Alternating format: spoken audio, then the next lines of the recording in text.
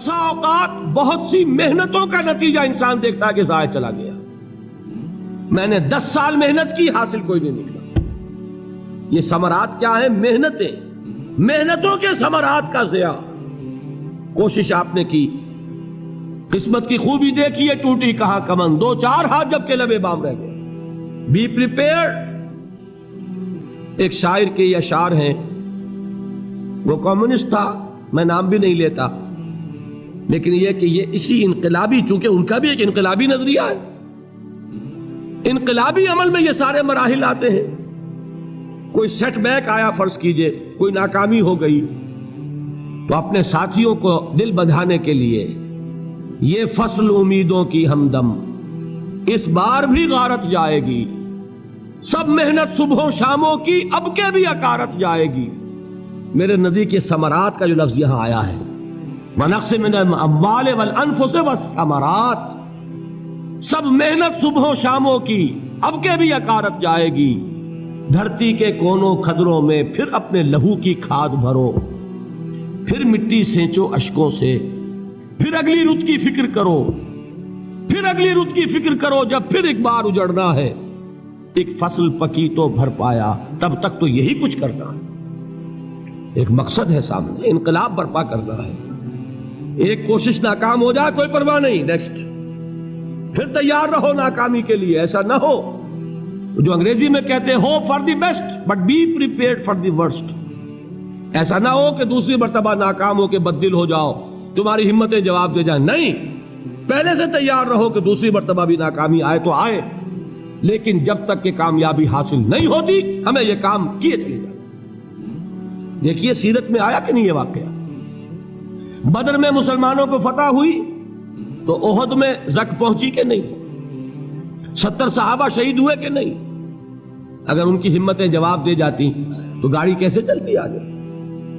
تو فرمایا وَلَنَبْلُوَنَّكُمْ بِشَيْءٍ مِّنَ الْخَوْفِ وَالْجُوعِ وَنَقْصٍ مِّنَ الْأَمْوَالِ وَالْأَنفُسِ وَالثَّمَرَاتِ، ہم تمہیں لازم آزمائیں گے، خوف کی کیفیت سے، فقر و فاقے کی کیفیت سے، بھوک سے، جان کے نقصان سے، مال کے نقصان سے، محنتوں کے حاصل کے ضائع ہو جانے سے۔ وَبَشِّرِ الصَّابِرِينَ، اور اے نبی بشارت دیجئے صبر کرنے والوں کو۔ الَّذِينَ إِذَا أَصَابَتْهُمْ مُصِيبَةٌ، وہ کہ جب ان پر کوئی تکلیف آئے، کوئی مصیبت آئے، کوئی آزمائش آئے، قالوا انا للہ وانا الیہ راجعون، وہ یہ کہیں کہ ہم اللہ ہی کے ہیں، اللہ ہی کی طرف لوٹ جانا ہے۔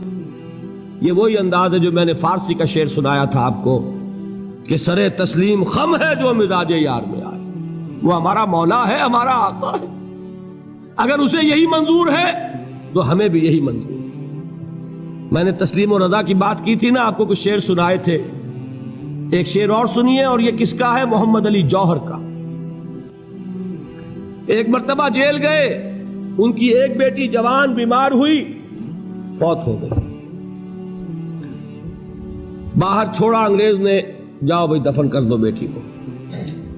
دوسری مرتبہ جیل گئے، دوسری جوان بیٹی اسی مرض میں مبتلا ہوئی، اب یہ جیل میں ہے، خبر پہنچی کہ دوسری بیٹی کے اوپر بھی اسی مرض کا حملہ ہوا ہے۔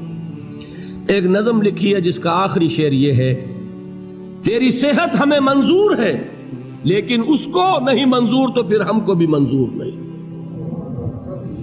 یہ ہے، جب تک یہ کیفیت نہ ہو اس میدان میں آدمی ثابت قدم نہیں رہ سکتا کہ میرے رب کو اگر یہ منظور ہے تو یہی مجھے منظور ہے، اور تیری صحت ہمیں چاہیے تو ضرور، لیکن ہمارے رب کو منظور نہیں تو ہمیں بھی منظور۔ راضی برضائے رب۔ وَبَشِّرِ الصَّابِرِينَ الَّذِينَ إِذَا أَصَابَتْهُمْ مُصِيبَةٌ قَالُوا إِنَّا لِلَّهِ وَإِنَّا إِلَيْهِ رَاجِعُونَ، نہ شود نصیب دشمن کے شود ہلاک تیغت، سر دوستہ سلامت کے تو خنجر آزمائی۔ اولئک علیہم صلوات من ربہم ورحمہ، یہی ہے وہ لوگ جن پر ان کے رب کی طرف سے عنایتیں ہیں اور رحمتیں ہیں۔ وَأُولَٰئِكَ هُمُ الْمُهْتَدُونَ، اور یہی ہے وہ لوگ جو کامیاب ہونے والے ہیں، ہدایت پانے والے، ہدایت یافتہ۔ اسی سورہ بقرہ میں ذرا آگے چل کر، یہ تو ہے 20واں رکوع، 19واں رکوع.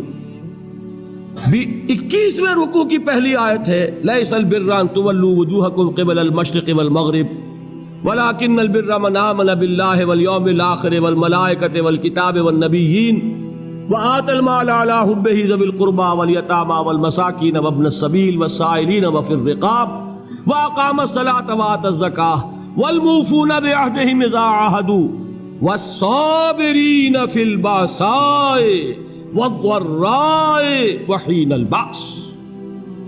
اب یہ آیت جو ہے سورۃ العصر میں جو مضامین آئے تھے سارے اس میں موجود ہیں. وہاں ایمان کا لفظ آیا، یہاں 5 ایمانیات کی تفصیل آ گئی، اعمال کی تفصیل آئی، اور آخری بات وہاں کیا ہے وَتَوَاصَوْا بِالصَّبْرِ، اور یہاں کیا ہے وَالصَّابِرِينَ فِي الْبَأْسَاءِ وَالضَّرَّاءِ وَحِينَ الْبَأْسِ، اور صبر کرنے والے. اصل نیکی ان کی ہے جو صبر کریں. کس میں؟ جنگ کے وقت. ذرائے باسائے، باسا کہتے ہیں فقر اور فاقہ. واحد آئے گا باس تو اس کے معنی جنگ، اور باسا جمع میں آئے گا تو فاقہ فقر بھوک.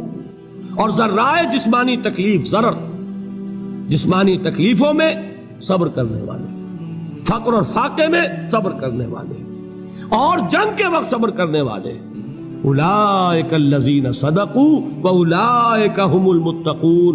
یہ ہیں وہ لوگ جو صبر کرنے والے ہیں، یہ ہیں جو سچے ہیں، جو اپنے دعوے میں نیکی کے اور ایمان کے صادق ہیں، اور یہی وہ لوگ ہیں جو متقی. اگلی سورت ہے سورہ آل عمران.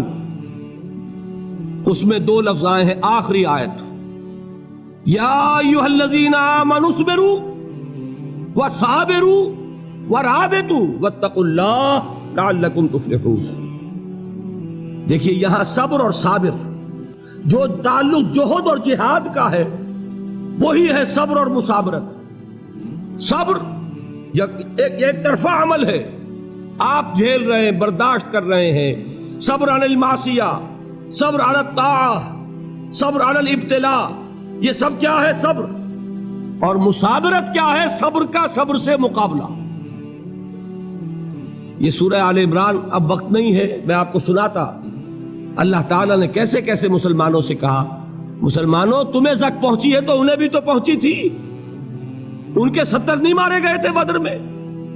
ان کے حوصلے جو ہیں وہ تو پست نہیں ہوئے، وہ اگلے سال آ گئے تم پر چڑھائی کر کے. تم کیوں اتنا برا مان رہے ہو؟ تمہارے دل اتنے زخمی کیوں ہو گئے؟ تمہیں تکلیف پہنچتی ہے تو انہیں بھی پہنچتی ہے. اپنی غیرت جو ہے ہمیں ذرا اس کا جائزہ لینا چاہیے. لوگ باطل نظریات کے لیے کتنی قربانیاں دے رہے ہیں، لوگ باطل چیزوں کے فروغ کے لیے کتنی محنتیں کر رہے ہیں. جیسا کہ میں نے ابھی کہا تھا، اسی غیرت کو چیلنج کرنے کے لیے، ذرا آپ کی حمیت دینی کو جوش دلانے کے لیے. قادیانی نوجوان کتنی تعداد میں اپنے آپ کو دین کے لیے وقف کرتا ہے، اور آپ کتنے نوجوان ہیں جو اپنے آپ کو دین کے لیے وقف کرتے ہیں،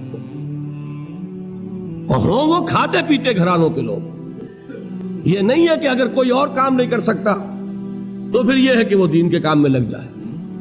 باصلاحیت لوگ، کھاتے پیتے لوگ، ذہنی استعداد رکھنے والے لوگ، اونچے گھرانوں کے لوگ، وہ وقف کریں اپنے آپ کو دین کے لیے. اس کے بغیر کیسے باہر آ جائے گی، کیسے رونق آ جائے گی؟ تو دنیا میں باطل نظریات والے جو ہیں، یہ بات کہی گئی ہے، مسلمانوں تم اگر توحید کے لیے لڑ رہے ہو، دیکھتے نہیں ابو جہل کو، اس نے گردن کٹوائی ہے شرک کے لیے، شرک کے لیے گردن کٹوائے، اور تم توحید کے لیے گردن کٹوانے کو تیار نہ ہو. اس نے گردن کٹوائی کہ نہیں کٹوائی؟ اور کس طرح کٹوائی ہے؟ کیونکہ بڑا متکبر قسم کا، فرعون قسم کا شخص تھا. جب گردن کاٹنے لگے تو کہتا ہے ذرا نیچے سے کاٹنا، تاکہ جب تم نیزے کے اوپر چڑھاؤ میرے سر کو تو اونچا نظر آئے، معلوم ہو سردار کا سر. وہ بدبخت مرتے ہوئے بھی جو اس کی کیفیت تھی نا، اس کو ذہن میں رکھیے. تو یہ اس لوگوں نے قربانیاں دی، جانیں دی. تو فرمایا اگر تم ان سے زیادہ قربانی نہیں دو گے، جو نوٹ کر لیجئے اس کو، مجرد اگر حق کو غالب کرنا اللہ کے ذمے ہو تو آنے واحد میں غالب کر دے گا، تمہیں تکلیف ہی دینے کی ضرورت نہیں. سمجھ رہے؟ کیا اللہ کے مقابلے میں کوئی باطل کی طاقت ٹھہر سکتی ہے؟ یہ تمہارے ایمان کا امتحان ہے، یہ تمہارے خلوص کی آزمائش ہے، یہ تمہارے امتحان کا ثبوت درکار ہے کہ اللہ تعالیٰ دیکھنا چاہتا ہے تم اس کے لیے اپنی جانیں قربان کرنے کو تیار ہو کہ نہیں، تم اس کے لیے تن من دھن لگانے کو تیار ہو کہ نہیں۔ اور یہ جان لو کہ اگر کفار اور مشرکین اور ملحدین اور باطل نظریات والے وہ جو کچھ قربانیاں اپنے باطل نظریات کے لیے دے رہے ہیں ان سے زیادہ اگر تم نہیں دو گے تو حق غالب نہیں ہوگا۔ انہوں نے جو صبر کیا ہے اپنے باطل نظریات پر، اگر تم اس سے زیادہ صبر کا ثبوت نہیں دو گے اپنے اس حق پر تو حق غالب نہیں ہوگا۔ اس لیے فرمایا یا ایھا الذین آمنوا اصبروا وصابروا، نہ صرف یہ کہ صبر کرو بلکہ صبر میں اپنے دشمنوں سے آگے نکلو، ان کے صبر سے بڑھ کر صبر کرو۔ ورابطوا، مرابطہ کہتے ہیں چوکس رہنا، ہوشیار، پہرا دو، ایسا نہ ہو کہ دشمن جو ہے غفلت میں تمہارے اوپر کوئی حملہ جو ہے کر بیٹھے۔ واتقوا اللہ، اور اللہ کا تقوی اختیار کرو، لعلکم تفلحون، تاکہ تم فلاح پاؤ۔